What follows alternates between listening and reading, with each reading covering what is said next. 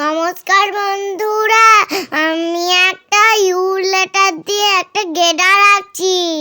প্রথমে ওটা উল্টো দিকে করে নিলাম, তারপরে দেখো একটু ভালো, তারপরে দেখো কি করছি, মুখটা লম্বা লাইন দিয়ে জুড়ে নিলাম। তারপরে আর একটা উল্টো দিকে করলাম, তারপরে ওরকমই সেম সেম করে নিলাম। তারপরে একটা বাঁকা লাইন টেনে নিয়েছি, দেখো দুটো বাঁকা লাইন টেনে নিলাম। তারপরে মুখটা ভালো করে জুড়ে নিয়েছি। দেখো নিচের লাইনটা একটু বড় করে টানতে হতো, ছোট হয়ে গেছিল।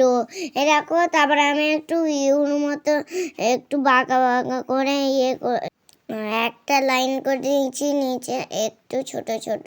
এবারে আমি গেটারে ফুটোগুলো করে নিচ্ছি। দেখো কেমন করে দেখতে থাকো তোমরা কেমন করে করছে।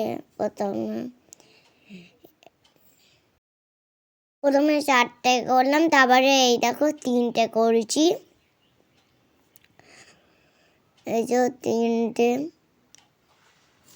দেখো 3টে।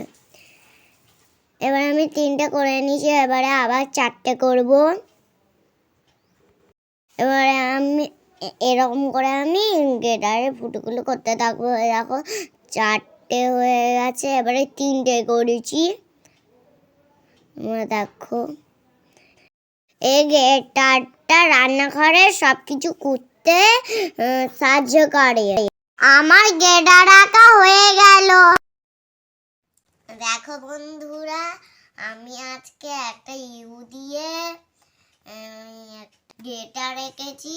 দেখো আগের দিনে আমি তো একটা কুকার এঁকেছিলাম ইউ দিয়ে।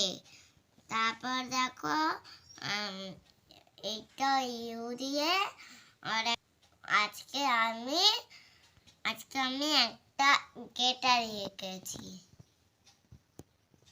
দুটোই রান্নাঘরের জিনিস। তো কেমন হয়েছে